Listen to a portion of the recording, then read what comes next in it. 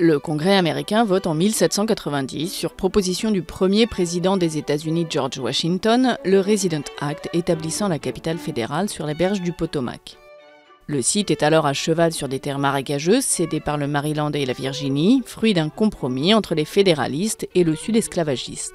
Washington, partiellement détruite par un incendie pendant la guerre de 1812 contre la Grande-Bretagne, met des décennies à se construire et rétrocède une partie de ses terres en 1846 à la Virginie. Mais dès 1800, le Congrès, siège du pouvoir législatif, y tient ses sessions dans le Capitole et un premier président, John Adams, y emménage. Le Capitole trône sur Capitol Hill, s'ouvrant sur une longue artère verdoyante, le Mall, jalonné de monuments retraçant l'histoire du pays et flanqué au nord de la résidence des présidents, la Maison-Blanche. La place du Congrès est à l'image de son pouvoir. Quand un président y perd la majorité, il s'expose à de terribles bras de fer, notamment sur le budget. L'État fédéral ne peut fonctionner sans un budget validé par le Congrès. En cas de désaccord avec la Maison-Blanche, l'administration est parfois contrainte de fermer partiellement. En 2013, ce shutdown a duré 2 semaines.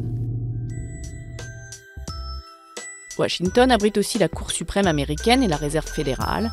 Et depuis 1943, sa banlieue, Arlington en Virginie, accueille le siège du ministère de la Défense, le Pentagone, l'une des cibles des attentats du 11 septembre 2001. Ville à part créée par la Constitution américaine, également siège du FMI et de la Banque mondiale, Washington DC a un statut unique. Elle ne dépend d'aucun État, son budget est voté par le Congrès, où ses habitants n'ont pourtant que des représentants sans droit de vote. Les Washingtoniens n'ont même le droit de vote à la présidentielle que depuis 1964.